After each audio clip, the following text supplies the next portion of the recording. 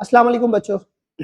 बच्चों महाटीटी के form start हो चुके हैं भरना, आज से ही स्टार्ट हुए हैं। और एक कंफ्यूजन सबको आने वाली है उर्दू मीडियम के बच्चों को कि सेकंड लैंग्वेज कौन सी लेनी चाहिए, मराठी लेनी चाहिए, इंग्लिश लेनी चाहिए, क्योंकि मुझे कॉल आने लगे कि कौन सी लैंग्वेज लेनी चाहिए। तो इसलिए मैं सबको क्लियर कर देता हूँ कि आपको कौन सी लेनी चाहिए, आपको सब समझ में आने लगेगा।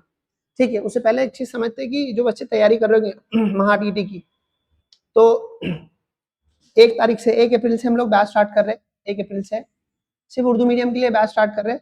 फीस क्या है आपके सामने है, यहाँ पर फीस का स्ट्रक्चर ये है। क्लास में आपको लाइव क्लासेस रहेंगी डेली, 3 लेक्चर डेली क्लासेस होते हैं। हम लोग इंटरेक्शन करने का मौका देते हैं। मतलब आप आमतौर पे भारत भर में जो क्लासेस है वो सिर्फ आपको लाइव क्लासेस देखनी होती है, आप सवाल नहीं पूछ सकते माइक ऑन करके, बट हम लोग माइक ऑन करके सवाल पूछने का पूरा मौका देते हैं बच्चों को, तो आपके डाउट्स वहीं क्लियर हो जाते सारे। उसके अलावा आपको रिकॉर्डेड लेक्चर मिलते हैं, आपको डिटेल में नोट्स मिलेंगे, आपको टेस्ट सीरीज मिलेगी, आपको प्रीवियस ईयर के पेपर हम सॉल्व करा के बताते हैं सारे, साथ साथ टॉपिक वाइज क्वेश्चन की प्रैक्टिस कराते हैं आपकी। तो हर तरह से आपकी तैयारी हम लोग कराते हैं। महाराष्ट्र में सबसे अच्छे रिजल्ट आते हैं हमारे, बहुत अच्छे रिजल्ट आते हैं महाराष्ट्र भर में, महाटीटी के बहुत बच्चे पास होते हैं। तो जो भी इंटरेस्टेड है तो यहाँ पर ऑफलाइन के लिए आ सकते हैं यहाँ पर, और ऑनलाइन के लिए ये वाले नंबर पे कॉल कीजिए। आते हैं हम लोग हमारे अपने के टॉपिक के लिए। देखिए, आप उर्दू मीडियम के बच्चे हैं, तो आप जैसे ही आपका मीडियम चूज करेंगे, आप जैसे ही आपका मीडियम चूज करेंगे कि आपको ये मीडियम में पेपर देना है, तो ऑटोमेटिक आपकी पहली लैंग्वेज, फर्स्ट लैंग्वेज उर्दू हो जाएगी यहाँ पे, और सेकंड लैंग्वेज इंग्लिश या मराठी आप ले सकते हैं, दोनों में से कोई एक लेना है। अब कौन सी लेना है इस पर थोड़ा डिटेल में चर्चा करेंगे। ठीक है, आप जैसे उर्दू चूज करते हैं, पहली लैंग्वेज उर्दू आ जाती है, और आपका जो पेपर आने वाला है वो उर्दू और इंग्लिश दोनों में आने वाला है। ठीक है, आपका सारा पेपर उर्दू और इंग्लिश में आएगा आपको, मतलब लैंग्वेज के अलावा जो 90 क्वेश्चन बच जाते हैं सीडीपी के और मैथ्स के और अपने ईवीएस के, तो उर्दू और इंग्लिश में दोनों में देखने को मिलेंगे आपको। बट आपको लेना कौन सी है, लैंग्वेज लेनी कौन सी है सेकंड, वो डिस्कस करते हैं। आप जब फॉर्म भरेंगे तो आपकी जो फर्स्ट लैंग्वेज है, लैंग्वेज फर्स्ट ये तो आपकी उर्दू रहेगी।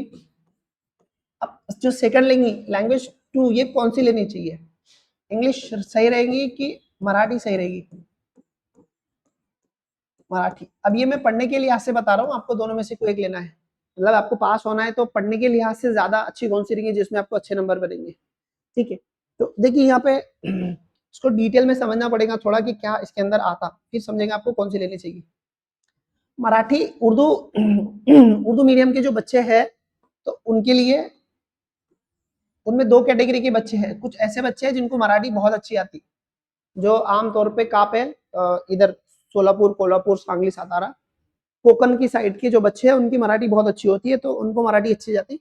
और बाकी जो बच्चे हैं उनको दोनों एक जैसे लगभग, इंग्लिश कुछ हद तक आसान जाती है, मराठी कुछ हद तक मुश्किल जाती है उनको। तो कौन सी लेनी चाहिए उसको थोड़ा पूरा डिटेल में जब समझाऊंगा ना आपको समझ में आएगा कौन सी लेनी चाहिए।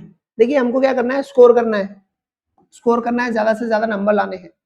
30 नंबर का क्वेश्चन आता है, उसमें से 25 से नंबर लेने हैं, तो जिसमें आप ज्यादा नंबर ले सकते हैं वही लैंग्वेज आपने लेनी चाहिए। अब अगर आपकी मराठी अच्छी है, आपको मराठी मतलब बोलना और मतलब पढ़ के समझ में आ जाती है, तो आप मराठी ले लो, कोई दिक्कत नहीं। अगर आपकी मराठी अच्छी है तो मराठी लो। जैसे सोलापुर, कोल्हापुर, सातारा, सांगली, इधर के इलाके के बच्चों की मराठी अच्छी होती है, तो वो मराठी ले सकते हैं, कोई दिक्कत नहीं।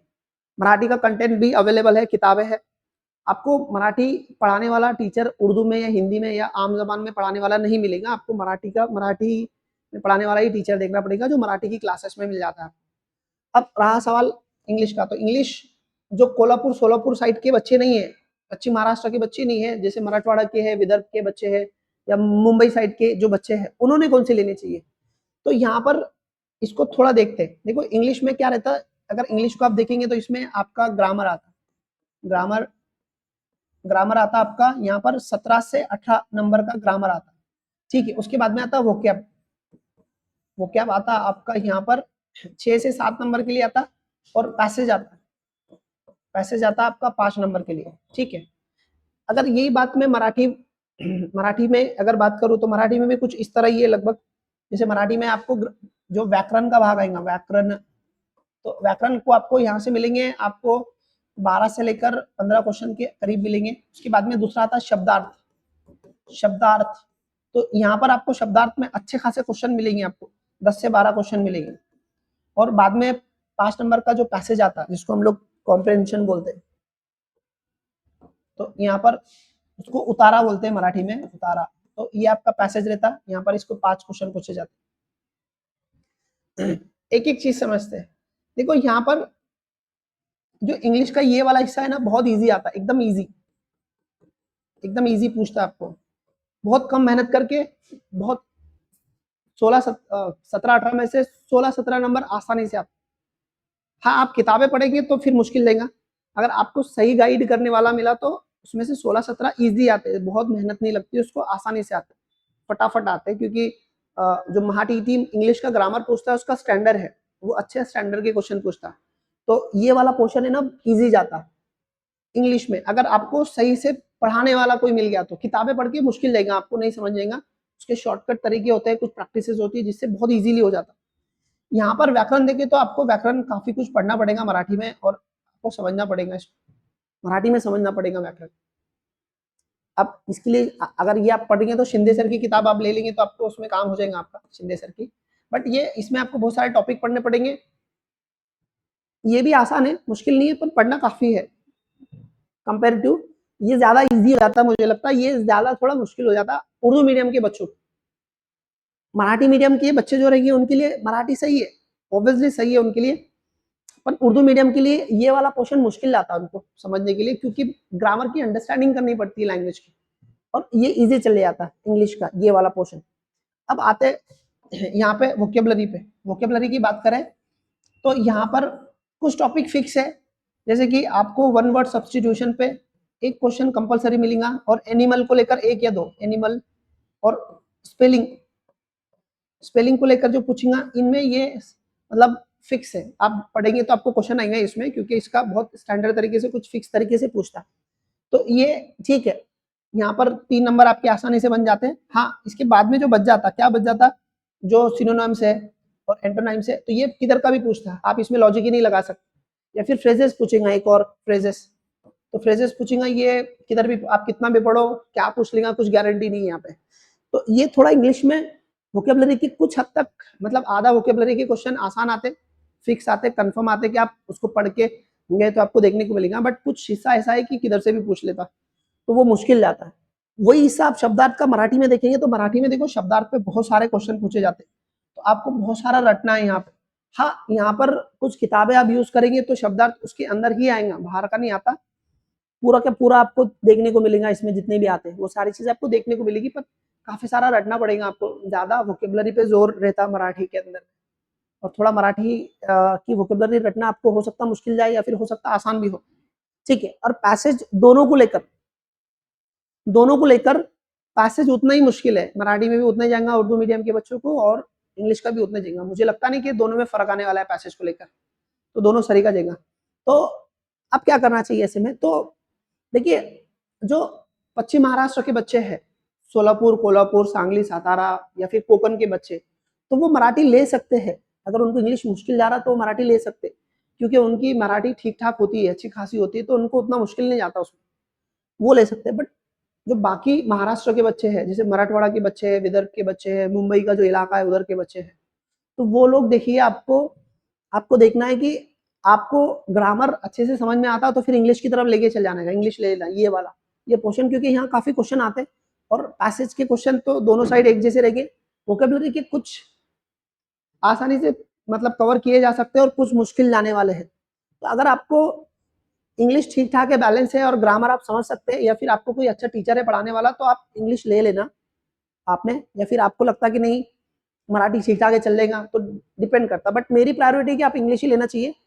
अभी मैं क्लास में इंग्लिश मैं खुद पढ़ाऊंगा, तो मैं, और मराठी भी मैं ही पढ़ाता हूँ, मराठी भी अच्छे से पढ़ाता हूँ मैं, तो हिंदी में मराठी पढ़ा लेता हूँ। जो मराठी लेंगे तो वो मैंने टेट के लिए मराठी में कुछ टॉपिक्स पढ़ाए हैं, तो आप जाके देखना, सादी जबान में समझाई हिंदी में, आप वो देख लेना जो मराठी लेंगे वो, ठीक है। और मतलब मैं अभी इंस्टीट्यूट में एडमिशन लेने वाले बच्चों को बहुत क्लियर बोलूंगा कि आप इंग्लिश ले लो, क्योंकि मैं उनको ये सारी चीजें कराऊंगा, मतलब ये ग्रामर कराऊंगा उनको, ये वोकेबलरी का आधा पार्ट मैं खुद कराऊंगा, पैसेज आसान कर दूंगा उनके लिए।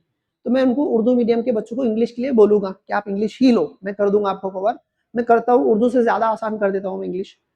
जब मैं पढ़ाता हूँ तो उर्दू से ज़्यादा आसान लगने लग जाता है उसको इंग्लिश का पोर्शन, ठीक है। बट अगर आप क्लास में नहीं है तो फिर आपको हो सकता है ये मुश्किल जाए। आपने क्लास नहीं ज्वाइन की, कोई भी क्लास, अपनी क्लास या कोई और भी क्लास नहीं ज्वाइन करी, तो हो सकता है ये आपको मुश्किल चला जाए, क्योंकि इसमें बेसिक्स लॉजिकल चीज़ें अगर आपके सामने नहीं है तो आप वही किताबी तरीके से पढ़ते बैठेंगे और आपको टाइम लग सकता है। तो ऐसे में आपको फिर मराठी ले सकते हैं, तो वो देखना है आपको। बट ओवरऑल सीधा कहना मेरा है कि आपको मराठी बोलते आती है और आपको पढ़ के समझ में आती है तो आप मराठी ले सकते हैं, कोई दिक्कत नहीं। बट आपको मराठी बोलना नहीं आती और पढ़ के उतनी समझ में नहीं आती, तो फिर वो क्या होगा, आपको उसका मटेरियल कौन सा है डिसाइड करने में, या फिर आपको पढ़ाने वाला मिलेगा नहीं तो दिक्कतों में चल जाएगी। उससे बेहतर है कि इंग्लिश ले लो, आपको पढ़ाने वाले भी मिल जाएंगे, उसका कंटेंट भी मिल जाएगा और बाकी चीज़ें क्लियर हो जाएंगी। तो आप वो हिसाब से आप डिसाइड करो कि आपको लेना क्या है। तो और एक आसान तरीका बताता हूँ मैं, प्रीवियस ईयर के 5 क्वेश्चन निकालने के, मराठी के भी पढ़ने के, इंग्लिश के भी पढ़ने के, आपको जो दिल को ठीक लगा वो कर लेने का। बट एक चीज़ याद रख लेना, आप इंग्लिश मुश्किल जा रहा बोल के मराठी ले रहे, ऐसा नहीं है। आपको देखना पड़ेगा, आपको मराठी भी मुश्किल जा सकता है, आप उर्दू मीडियम के बच्चे हैं। तो दोनों चेक करने का फिर लेने का, ठीक है। आप खुद देखने का आपके लिए कौन सा बेहतर है। तो और प्रायोरिटी तो इंग्लिश को ही देना चाहिए मेरे हिसाब से, क्योंकि मराठी में आपको पढ़ाने वाला, कंटेंट बताने वाला मिल नहीं पाएगा, तो मुश्किल हो जाएगा। हाँ, जो पश्चिम महाराष्ट्र के बच्चे उनके लिए नहीं बोल रहा हूँ मैं, रेस्ट ऑफ महाराष्ट्र के बच्चों के लिए बोल रहा हूँ, ठीक है। तो ये आपकी कंफ्यूजन थी, आपको खुद समझ में आएगा क्या करना है, तो ठीक है। इसके अलावा मैं मराठी और इंग्लिश की डिटेल में पेपर जो सिलेबस है एनालिसिस करके जल्दी डालने वाला हूँ, कि क्या करना है, कैसे करना है, सारी चीज़ आपको देखने को मिलेगी। इंग्लिश के प्रीवियस ईयर के पेपर, 4 सेकंड के दोनों ही पेपर्स का एनालिसिस, पेपर प्रीवियस ईयर के पेपर सॉल्व करा के मैं यूट्यूब पे डाल रहा हूँ डेली। मैंने आज ही एक अपलोड किया है, डेली करूंगा। आप प्लेलिस्ट में जाना, आपको वहाँ पर इंग्लिश ग्रामर 2026 का वो मिलेगा, वहाँ पे आपको इंग्लिश रिगार्डिंग सारी चीज़ें मिलेगी, वहाँ से आप कलेक्ट कर लेना। उसके अलावा आपको डिस्क्रिप्शन में मतलब जो इन सर्विस वाले टीचर है उनके लिए एक ग्रुप की लिंक है, टेलीग्राम की लिंक है और एक जनरल ग्रुप की लिंक है। तो आप आपकी कैटेगरी के हिसाब से ज्वाइन कर लेना। जो भी यहाँ बताने वाला हूँ, जो भी पेपर सॉल्व कराऊंगा उसकी पीडीएफ वहाँ पे डालने वाला हूँ, तो आपने वहाँ से कलेक्ट कर लेना, ठीक है। अभी के लिए इतना ही है, फिर नेक्स्ट टाइम मिलेंगे, तब तक के लिए इजाजत दो। अल्लाह हाफिज़, बाय बाय।